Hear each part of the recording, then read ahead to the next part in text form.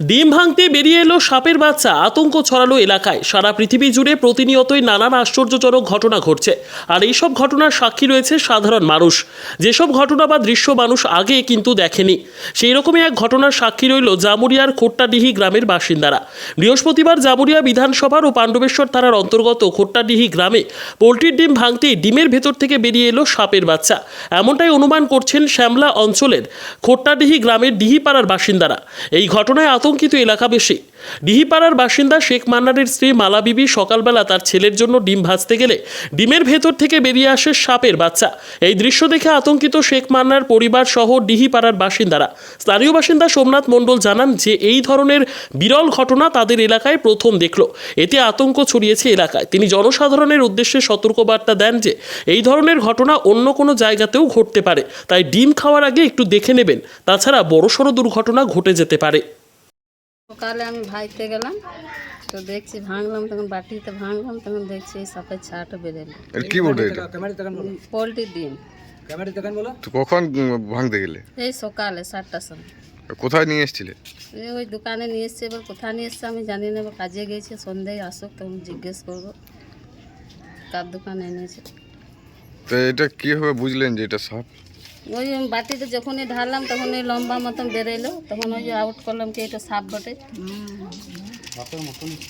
আচ্ছা, এই যে পোলট্রির ডিমে যে সাপ বেরোচ্ছে, কতটা আতঙ্কের মধ্যে রয়েছেন? প্রচুর আতঙ্কের মধ্যে রয়েছে।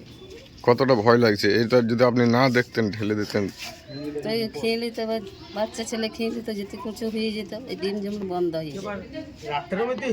এই যদি রাত্রেই ভাইতাম তাহলে কি হতো? আচ্ছা, আপনি কি বলতে চাইছেন, মানে কি বলতে চাইছেন যে এবার ডিম খেতে গেলে সবাইকে কি বলতে চাইছেন, যে দেখে খাবেন? আগে ঢেলে দেখবেন, তারপর খাবেন? আগে ঢেলে দেখবেন তারপরে খাবেন। আপনার নাম? মালা দিদি। সকালে আমরা যখন আসি তখন হঠাৎ আমাদের খবর দেয় যে ছেলেটার জন্য আমি রান্না করতে যাচ্ছিলাম, তখন আমি যখন ডিমটা ভাঙি তার মধ্যে সাপ বের হয়। তো এখানে আমরা সবাই খুব আতঙ্কে আছি যে যদি যেটা একটা গরিব মানুষের পুষ্টিকর খাবার পোলট্রির ডিম, তার মধ্যেও যদি এইসব সাপ বা এইসব জিনিস হয়, কীটপতঙ্গ যদি বের হয়, তাহলে মানুষ আর কী নিয়ে খেয়ে বেঁচে রবে। তাই এটা আমরা চাইছি যে সব ফার্ম থেকে ডিমগুলো আসছে যাতে সরকারভাবে ভেরিফাই করে ডিম পাবলিককে দেওয়া হয়, সেটাই আমরা একটু অনুরোধ জানাবো। আমরা খুব এখন আতঙ্কের মধ্যে বাস করছি। আমাদের এখানে যে খোট্টাডি শ্যামলা অঞ্চলে খোট্টাডি গ্রামে আজ যে ঘটনা ঘটেছে, একটা পোলট্রি ডিমের মধ্যে সাপের ছা বেরিয়েছে। এরকম হয়তো আরও ডিমে বেরোতে পারে। তাই আমি পাবলিককে আমাদের অনুরোধ করব, যখন ডিম খাওয়া হবে তখন যাতে ভেঙে দেখে খাওয়া হয়, না হলে মানুষ অসুস্থ হতে পারে।